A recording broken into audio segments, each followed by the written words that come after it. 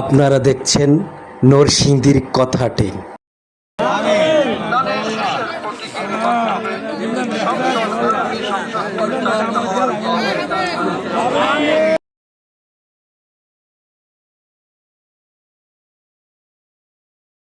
নরসিংদীর ৩ শিবপুরের বাংলাদেশ জাতীয়তাবাদী দল বিএনপির ধানের শীষের মনোনয়ন ফর্ম জমা দিয়েছেন আলহাজ মঞ্জুর এলাহী।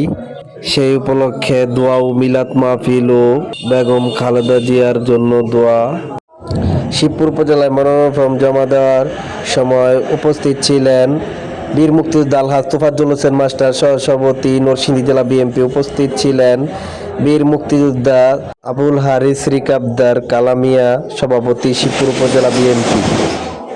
আরও উপস্থিত ছিলেন আবু সালেক রিকাবদার সাধারণ সম্পাদক শিবপুর উপজেলা বিএনপি এবং বিএনপির সকল অঙ্গ সংগঠন নেতৃবৃন্দদের নিয়ে মনোনয়ন ফর্ম জমা দেওয়ার শেষে সাংবাদিকদের উদ্দেশ্যে বক্তব্য রাখেন আলহাজ মঞ্জুর এলাহী, সাধারণ সম্পাদক নরসিংদী জেলা বিএনপি।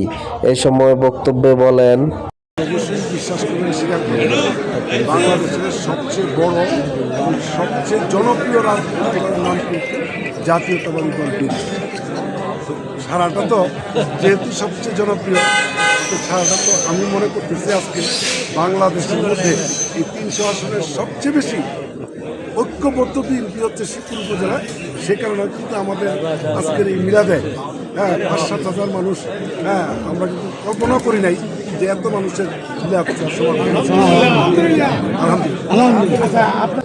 তো আমরা তো খালি মাঠে গতিতে আসি, আমাদের বিপরীতে প্রার্থী আছে, থাকবে, এটা জেনে শুনে তো রাজনীতি করতেছি এবং নির্বাচন থাকাটাই স্বাভাবিক। যদি প্রার্থী না থাকে তো নির্বাচন করবো কাছে, অবশ্যই প্রার্থী থাকতে হবে। তাহলে আমার শিবপুরের উন্নয়ন আপনি আমার সাথে স্বীকার করবেন, আজ থেকে 18 বছর আগে জাতীয়তাবাদী দল বিএনপি যখন রাষ্ট্রীয় ক্ষমতা ছিল, তখন কিন্তু বিএনপি মহাসচিবের নির্বাচনী আসন ছিল এই শিবপুর।